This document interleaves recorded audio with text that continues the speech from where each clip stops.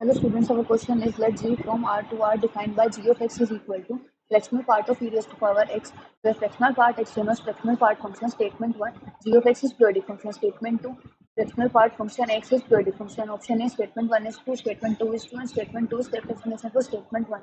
Option B, statement 1 is true, statement 2 is true, and statement 2 is not the correct explanation for statement 1. Option C, statement 1 is true, statement 2 is false. Option D, statement 1 is false, statement 2 is true.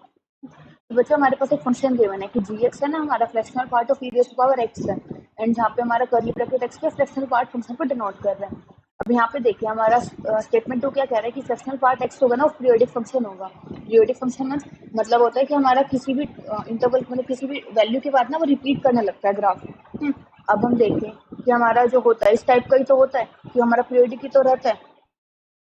Fractional part function तो हमारा periodic होता ही है and हमारा इसका period क्या होता है, period of curly bracket x और फ्रैक्शनल पार्ट फंक्शन एक्स का 1 होता है। सो हमारा स्टेटमेंट 2 तो करेक्ट है।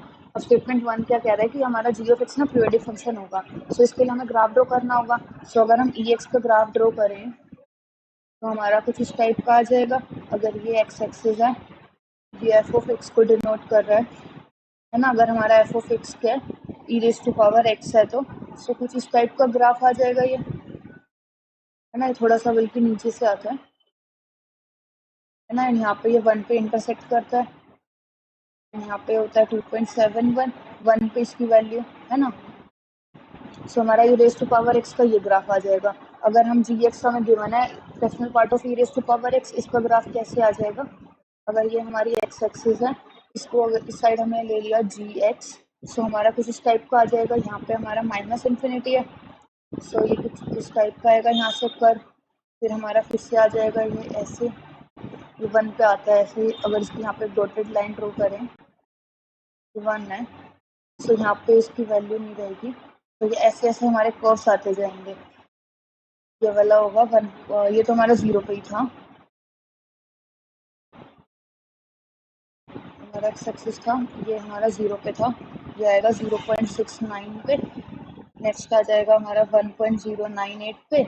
ऐसे ही अगर हम इस लाइन को और एक्सटेंड करेंगे ना, एक और जो लाइन आएगी वो नेक्स्ट वाले पे आती है 1.38 पे। ठीक है, तो इस टाइप का हमारा कर्व आता जाएगा। सो हम देखें तो हमारा रिपीट नहीं हो रहा है कर्व ये, मतलब यहाँ पे देखें ना इसकी 1 वैल्यू तो आएगी ही नहीं, तो हमारा ये डिफाइन तो होगा ही नहीं। जैसे इसका पीरियड हमारा 1 पॉसिबल है, इसका तो पॉसिबल ही नहीं होगा, है ना। तो हमारा जी एस क्या होगा, पीरियोडिक होगा नहीं, तो इट मीन्स ये इनकरेक्ट हो जाएगी। So statement 1 is for, statement 2 is true, option D is correct. Thank you.